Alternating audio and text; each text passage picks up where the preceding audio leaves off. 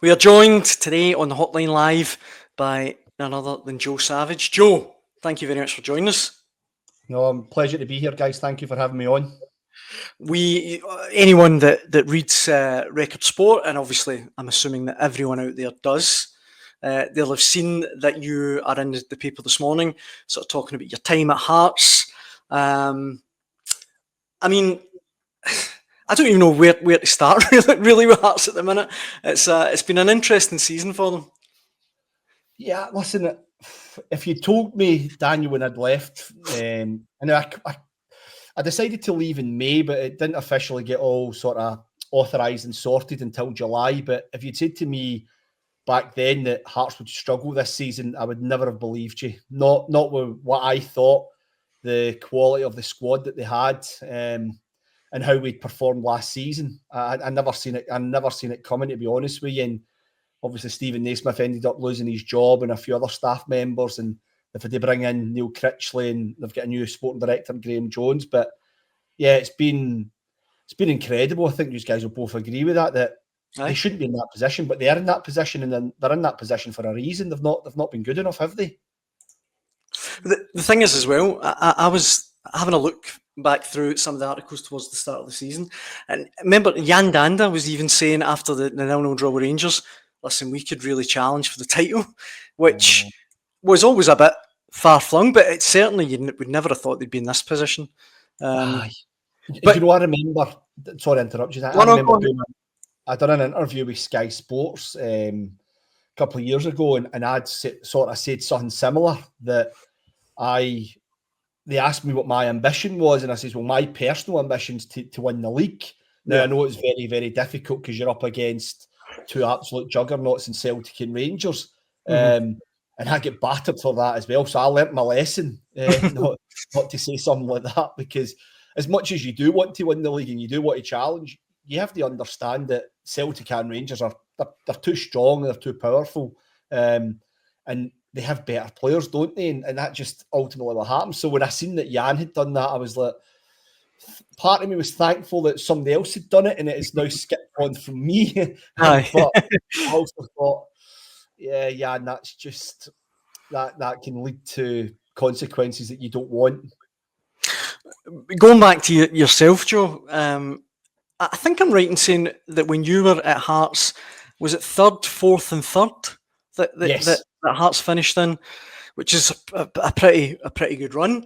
Well, I actually won the league as well, so I won the championship when I went in as sporting director in the championship. So we won the league, then we finished third, finished fourth, then finished third. So what was it that made you walk away? Do you know what, Daniel? It just felt the right time. I don't obviously know you guys that well, but have you ever been in a position where you feel you've done all you can, you've done enough, and you don't think there's more that you can do? Like, desperate to win a cup, got to Scottish Cup final with the men's team, got to the Scottish Cup final with the women's team, got to the Scottish Cup final with under 18s, men's or boys team, lost in the final every time to Rangers, and finished third, finished fourth, finished third, got to two European group stages. I remember there was two. The main time that I realised that it was my time was when we beat Hibs at Easter Road. The last minute winner for Shanks puts it in the top corner. And I remember looking over at all the Hearts fans celebrating at Easter Road and thinking, it doesn't get any better than this.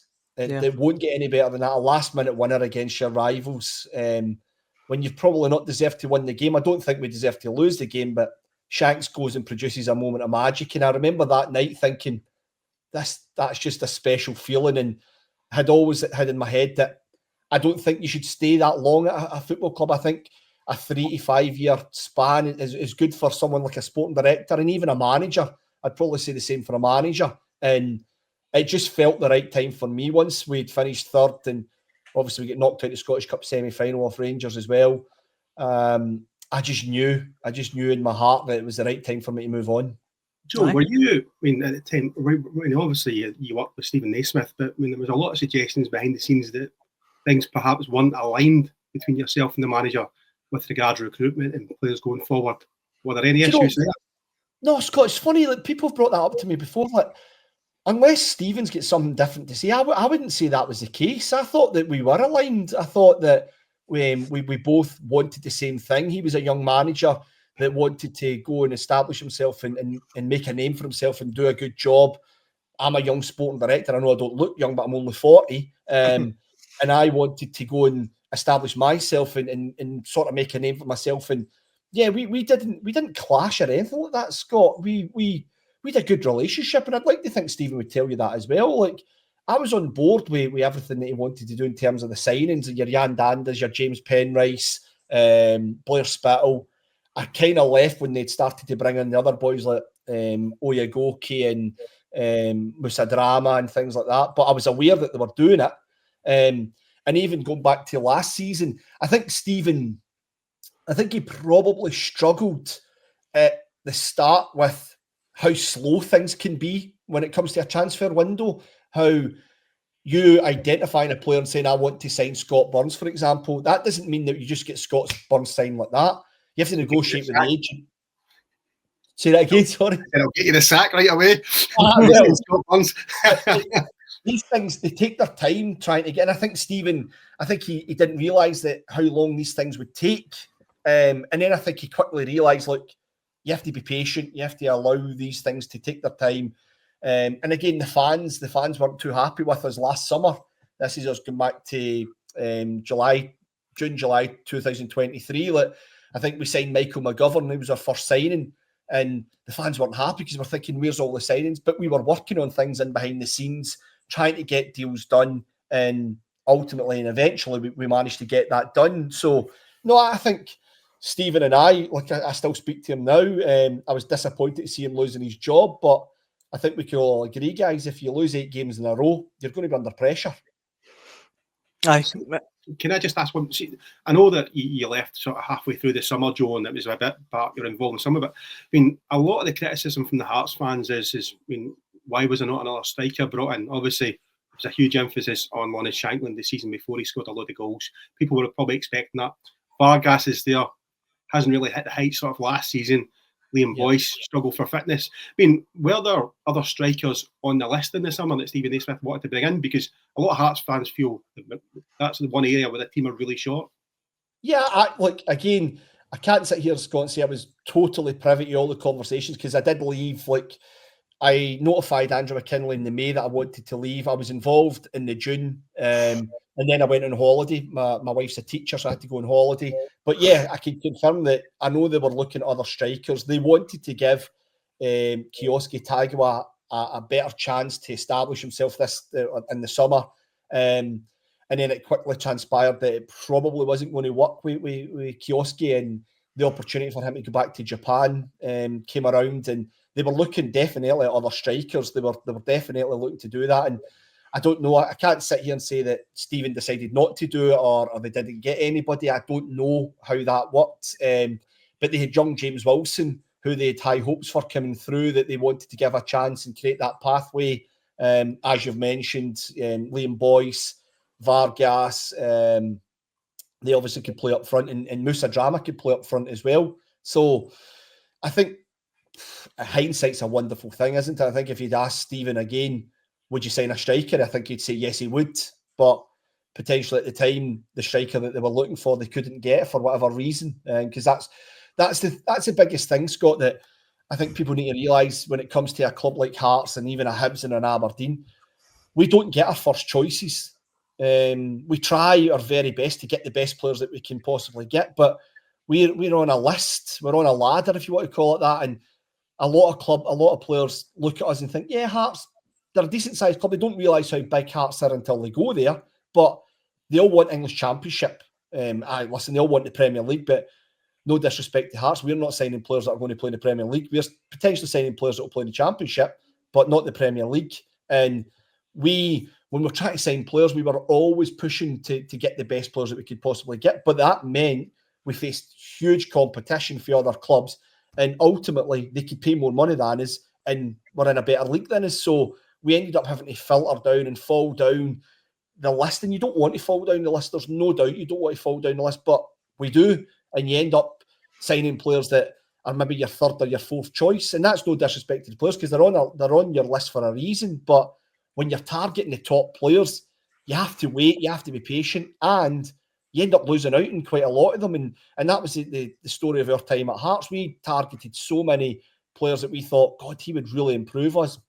They never managed to get them, and we ended up with the players that we ended up with. And listen, I think the record speaks for itself. 3rd place, 4th place, 3rd place is brilliant. It's history making. The club's never achieved European football 3 years in a row through their league position in their history.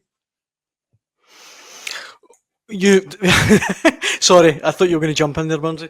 You mentioned obviously at the start, Joe, that you're surprised by Hearts' problems this season, and I think that's a sentiment I think pretty much every football fan in the country would share. But and again, I'm giving you a hospital pass here, but what is it down to? Like, how do we explain this season? It's bizarre. Oh, I really don't know. Again, I'm not in behind the scenes, so I can't tell you what they're saying in behind the scenes. I think I've watched the games, and I don't go along with that Shanks isn't playing well. I think Shanks is playing well. His link up, his hold up play, his leadership, he's performing well. He's just obviously not got the goals that he got last season.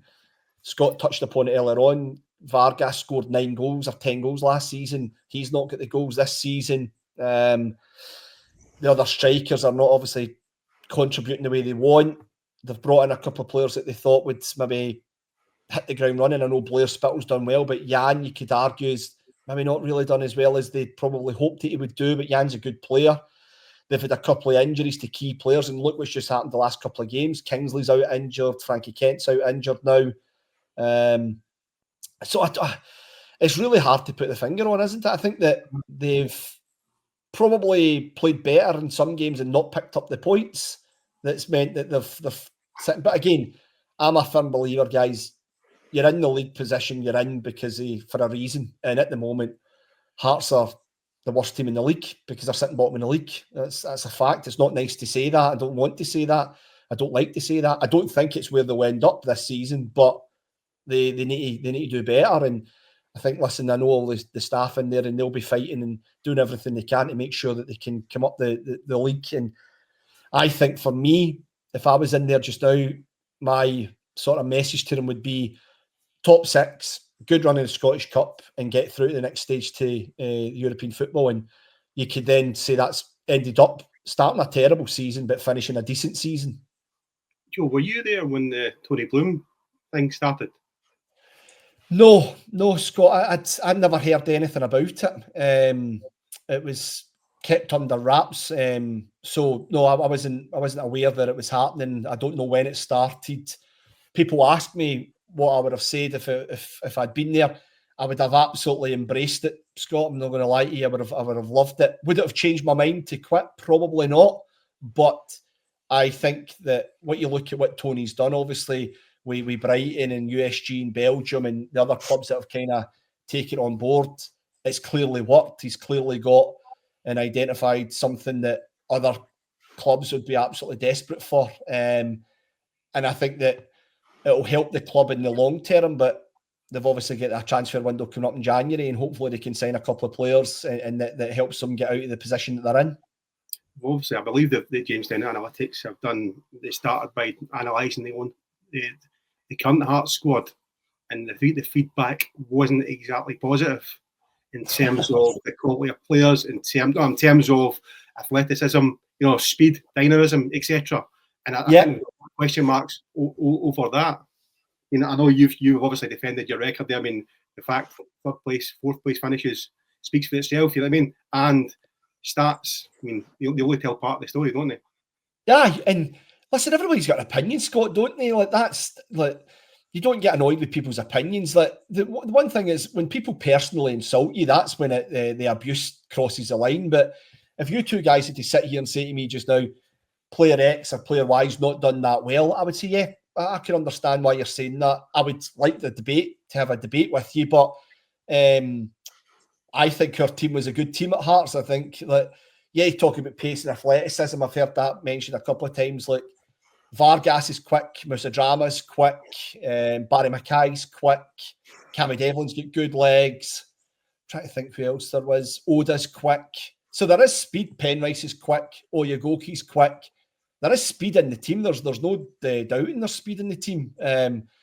It's just maybe whatever way they've used it, it's not really worked. But we certainly, again in the summer, when I was speaking to Stephen before I left, one of the big things he wanted was to add pace to the team. He wanted to add speed to the team. So, listen, if Tony Bloom in the algorithm has identified that, then that's, again, I'm not privy to it, neither are used to. We don't actually know what the conversation was, but everyone has to say something, don't they? They have to say why they're coming in to make an impact and why they're coming in to change things. And I don't know how a team that finishes third, 12 points clear, can't have any pace in its team and can't finish third in the league if you're slow, ponderous, and you don't play in behind teams and get in behind them and cause them problems, which we done a lot last season. Like, we beat the champions Celtic twice, at Celtic Park and at Tynecastle. So, and that's where they're the best team in the country with the best manager in the country. So, yeah, I think we were a good team last year, and I think the stats speak for itself. 2 semi-finals, a third place finish, and yeah, a comfortable third place finish at that. Going back to what you said a few minutes ago, Joe, just about the ambitions for this season, the top 6. I mean, sitting here, I completely agree with you. On paper, the size of the club, that's realistic. But I keep waiting, I think with a lot of fans, for Hearts to wake up. And weeks keep going by. And look, as we sit here right now, a lot of the teams in the relegation conversation are showing signs of life, whereas Hearts just can't. I don't know. What I'm trying to say is, I think, do we have to realistically sit here and say, look, relegation's a real possibility this season? Yeah, I think inside the building, they'll be worried about it, and they'll be saying to themselves, right, we need to get January right. We need to make sure we get the right players in, and if they need to move players on as well, they move the right players, and they don't have to lose. Again, I think we'd all agree, if they lost Shankland in January, that's a tough one to lose that. As much as he might not be scoring the goals, we can all see that when Shanks turns it on and he goes and scores goal, and he can go on a run and score 7 or 8 in a row. So I hope that they can get out of it. But you're absolutely bang on. Like, they play 10 men, Kilmarnock on Sunday, and they don't look like scoring. And that's a worry, isn't it? That Kelly go down to 10 men, they get the penalty, and then Hearts seem to just play in front of them without actually causing them any problems. And Derek McInnes I've seen his interview after the game when he was saying about, like, they gave a performance and a half, the Kelly players, and that. You know, I mean, that's credit to Kelly, but Kelly have realised we need to pick up here. We're only a point ahead of Hearts at the time, and I think Hearts, for want of a better phrase, they need to get their finger out, don't they? They need to really go and step up now and put, like we all think they can, put performances on and win games. You obviously, the Hearts at one point, they turned to the sort of Central American market and brought them players in. Those players, Vargas, apart from last season, they've probably struggled. Can impact that. A difficult place to play your trade as a young player, especially at Hearts. It's a demanding crowd, isn't it? They've got expectations. Yeah, Scott, and that was something that we wanted to try and do differently. We wanted to go down that route of unearthing our own assets, our own gems, if you want to call it that, signing the young players that you could develop at 20, 24 years of age mark.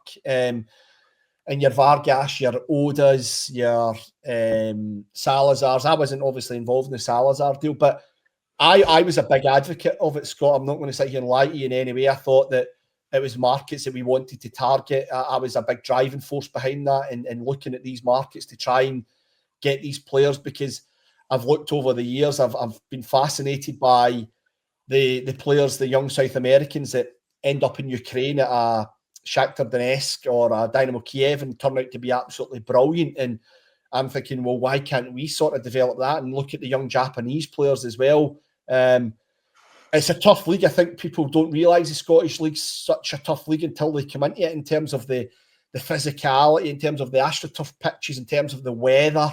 It can really play a part in it. My opinion on Vargas, he might not have done as well this season, but he was excellent for his last season. Absolutely excellent. Great foil for Lawrence Shankland. Oda's get all the ability in the world, but just keeps picking up niggly injuries that are setbacks and setting back for 2 and 3 and 4 weeks. So yeah, I think you do as much, Scott, you do as much homework as you possibly can on these players. You do all the character references that you can, but whether people like this or not, every signing's a 50-50 gamble. It's once they come into the building, you don't know how they'll settle. You don't know if they'll like the city. You don't know if they'll like the weather. You don't know if they'll like the style of football. You don't know if the manager will like them. You don't know if they'll like the manager. All these things have to play a part in it. And I'd like to think we get way more right at Hearts than we did wrong, but I'm not going to sit here and say that we didn't get some signings wrong, because I'd be a barefaced liar. I know some signings didn't work, and that's something that you've got to hold your hands up. But what I've been doing in the last sort of couple of months, guys, is kind of telling people that sporting director, certainly my time at Hearts, I shouldn't just be judged on recruitment, because I had more to my job than that. I was in charge of the men's first team, the women's first team, the B team, the academy, and then within that, that's recruitment, analysis, performance, medical, sports science, all their direct reports. They came to me. I was their line manager, so I had to line manage all that. So at any given day, I would be dealing with signing a player from Central America, as you've noticed. But the next day, I'd be dealing with Eva Olid about something to do with the women's team, or then about the training ground, or about the bistro. These are things that were on my table every single day, 24/7. And that was the thing that used to get me, was when you'd have the fans saying, "Oh, the recruitment's this, the recruitment's that, savage this, savage that," and you'd be saying, "Come on, guys, I'm doing my best. I'm working so hard trying to make this the best that we can be." And we ended up, like, we came in when we won the championship, and I left when we finished third place, 12 points clear. Like, without being arrogant, I've done a good job, and I know I've done a good job. I don't need people to tell me I've done a good job. I know I've done a good job, and I know I left it in a much better place than when I found it. And that helps me, that I can sleep well at night knowing what I inherited to what I left is much better. Sorry, go on, Scott. Joe, can I mean the big drive? I'm not doing it. You did a good job, but can I go back to the Lawrence Shankland one that's obviously been ongoing for a long time? He scored a lot of goals last season. I mean, obviously the club tried everything to try and get a new deal last season. I take it you were heavily involved in that. And yep. Do you think there's any chance that Lawrence will remain, or do you think he'll go? Do you know what? I've not spoken to them, so I don't know. I think anyone that's, because what is Lawrence scored 61, 62 goals in 117, 116 games. I think anyone with a record like that is going to attract interest, isn't it? I think teams are going to look at that and think he's a goal scorer, he's a natural born goal scorer. So I'd like Hearts to be able to sign him, but I think Hearts are realistic enough to know that Shanks is in the last 6 months of his contract. He's a brilliant free transfer, him. Don't care what anybody says. That to get him at the end of the season on a free it would be a brilliant deal for anyone. I know Hearts will be trying their best to get him to sign a new deal. I really don't know what they'll do. I really don't know what Shanks will do either. He'll be ambitious. He's 29 years of age. He's a Scotland international. He's never played in England before, so maybe he wants to go down to England. I know he's played abroad. He went to Belgium before. You could argue it didn't really work out for him, but I think the one thing you could probably say is Lawrence deserves the chance to make the decision that he wants because of what he's done the last 2 seasons for Hearts. And again, I think he'll go on and score goals for them. I think he'll go on and get more than 10 goals this season for them. And that'll be, again, another good record for him. Did you have any approaches about from Lawrence in your time? No. Scott, nothing. Look, we kept hearing and we kept seeing all the press reports that Rangers were coming for him. We kept seeing that, but never had any approach. Not one club came and said to us, what would it take to get Lawrence Shankland? And we were very surprised at that. Very, very surprised. That's remarkable, Joe, when you look at the goals he scored last season. You mentioned that a few minutes ago, that Hearts having to do business in the sort of football food chain. I mean, you'd have thought I'd have thought there'd be a lot of clubs even just asking, as you say, what would it take to get Lawrence Shankland? But none at all. No, we were surprised, Daniel. Honestly, we were surprised because we were worried because we were obviously, he was scoring all our goals. So we were sitting thinking if we lose Shanks, then that's a worry for us because he's going to fire us to Europe. But nothing ever came. No phone call, no nothing. Which again, I'm repeating myself, but it did surprise us but we were happy in the end up because we were thinking, well, we've not lost our top goal scorer, we've not lost our best player. That's a bonus for us. Joe, what we've obviously talked about the past at Hearts, Tynecastle. What about the future? What does that hold for you? Well, do you know, Daniel, I've been out now 5 or 6 months. I feel refreshed. I feel energised. I feel ready to get back in. I'd like an opportunity. I've had a couple of sort of clubs make contact with me, asking what my next plan is, what my next step is, and I'm taking my time. But I needed the break. I felt it was the right time to go. I felt like I'd been doing this for Hamilton Accies to Norwich City to Preston North End to Hearts. It's been like 12, 13 years in a row. I've got an 8-year-old daughter. I've got a 3.5-year-old boy. It allowed me to spend some time with them the last 5 or 6 months. Thoroughly enjoyed it. But I just know I've got that wee the fire in the belly, that wee buzz again to say, okay, I want to get back into this now and see what's out there. And I'm open to offers. Is the best possible way of putting it. You look abroad, Joe?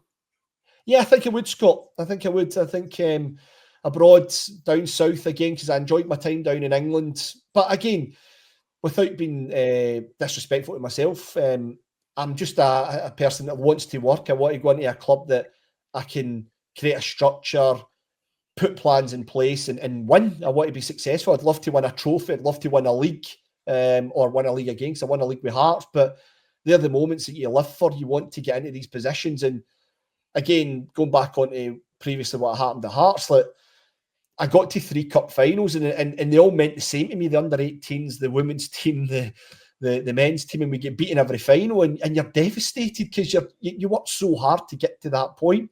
And I'm good friends with Ross Wilson, so I was pleased for Ross when he won the Scottish Cup final with Rangers, but I was also devastated for myself because I was like, it'd be so special to win a trophy, because a club like Hearts, like, they don't win trophies that often. They've only won 16 in, I think, 150 years. So if we'd made it the 17th, that would have been special, but unfortunately it wasn't to be. So I want to get back into a club that's ambitious, that wants to win things, wants to challenge for things, and see where it takes me.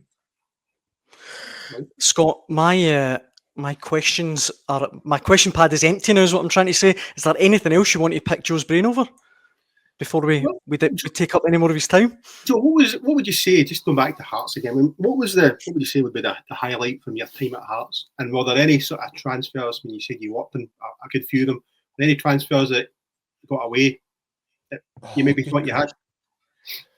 Good question, Scott. I think we were expected to win the league when Robbie Neilson was in charge, but we won it, which was good. That was the first time winning a league again. It was during the COVID, so you're not really getting to experience it with the fans. The European trips were obviously brilliant. Going to Fiorentina and seeing the history of that, because we all probably grew up watching the Italia 90 and the Italian football on Channel 4. So I was proud, I was pleased with that. The creation of the women's team and bringing in Eva Olid as the head coach was really, really good, because she went on to establish the women's team like the 4th best team in the league, and she's been brilliant. There's so many things, Scott, like even the bistro, sorting out the bistro for where the players would eat was such a big thing for us, because we used to get food delivered into us, and the players didn't like that, so we made sure we changed that. In terms of players, oh wow, like try to jog the memory of players that we missed out on. We obviously tried to bring Ellis Sims back after his loan. We couldn't manage to get him back. That would have been a brilliant loan. If we'd had him for the season, really think he would have got 25 to 30 goals for us. But then Ellis leaves. We managed to bring in Lawrence Shankland, which was a brilliant signing, as you can see. Other signings that have got away. We had an interest in Luke McCowan, but we were never going to get Luke. Let's not kid ourselves on with what he's been on to do at Celtic. Top player. The South Korean boy O that Celtic signed, we were on him as well. We were watching him before Celtic took him, and again, it cost a few million, so we wouldn't have been able to get to that level of finance that Celtic were able to pay. But no, I just look back at my time, Scott, at Hearts really, really fondly. I thought it was a brilliant time for me. I really enjoyed the job, enjoyed the work, but knew it was the right time to leave, knew I'd taken it as far as I could take it. We'd re-established ourselves as the third best team in the league, and that's probably the best thing. That's probably it, Scott, is re-establishing ourselves as the third best. I think everyone could see, even the season we finished fourth, we should have finished third. Let's look at ourselves. At Aberdeen won 7 games in a row. All credit to them, but we threw that away that year, and that'll haunt us forever, throwing that away that season, because we should never have thrown it away. But you've got Aberdeen playing Rangers at Pittodrie, and Liam Scales tries to cross the ball to the back post, and it sails over Alan McGregor's head into the top corner. And you're just sitting thinking, it's not meant to be for us this year, is it? It's not meant to be for us. So, yeah, it was a brilliant time for me. Absolutely loved it, but it was also the right time for me to leave, Scott. Joe, thanks so much for joining us. We really appreciate it. Join us on the Hotline Live. I hope before the season's out, we can maybe twist your arm to come back on again at some point. That would be great. Yeah, no issues with that. But Joe, thanks so much for joining us. We really appreciate it. Brilliant, guys. Thanks for having me on. Thanks, Joe.